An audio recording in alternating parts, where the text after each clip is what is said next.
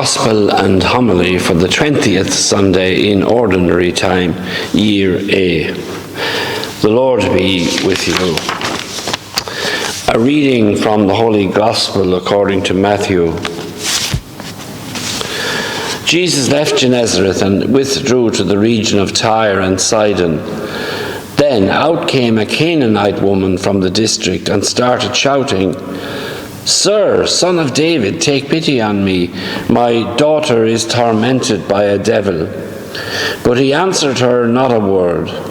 And his disciples went and pleaded with him. "Give her what she wants," they said, "because she's shouting after us." He said in reply, "I was sent only to the lost sheep of the house of Israel." But the woman had come up and was kneeling at his feet. "Lord," she said, "help me." He replied, "It is not fair to take the children's food and throw it to the house dogs." She retorted, "Yes, sir, but even house dogs can eat the scraps that fall from the master's table." Then Jesus answered her, "Woman, you have great faith. Let your wish be granted." And from that moment her daughter was well again. The Gospel of the Lord.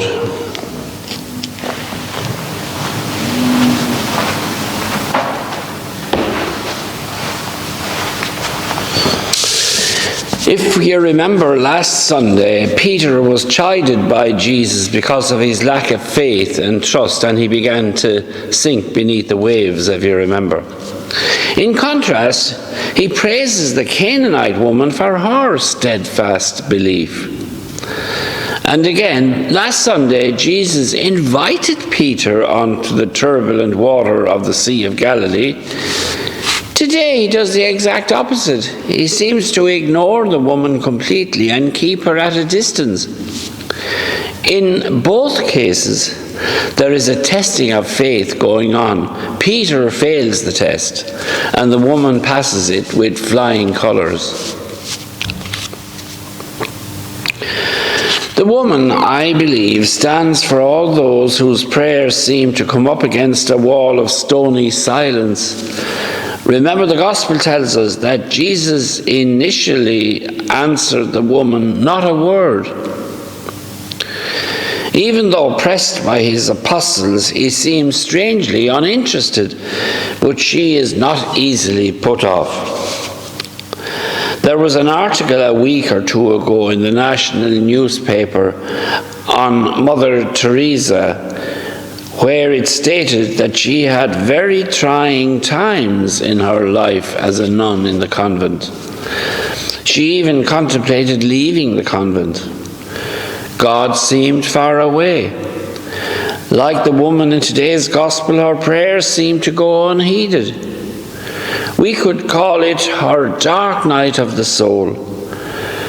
Despite all this, she hung on doggedly to her faith and never let up on helping the poor people of Calcutta.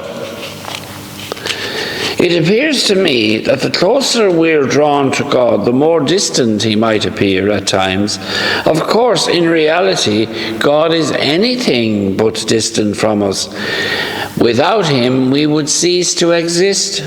As we say in the Mass later on, in him we move and we live and move and have our being. When he puts off answering us, it might be in our best interests. It's like when a woman is pursued by a lover. She often plays hard to get and deliberately keeps him at arm's length. If he loves her, he won't be easily put off.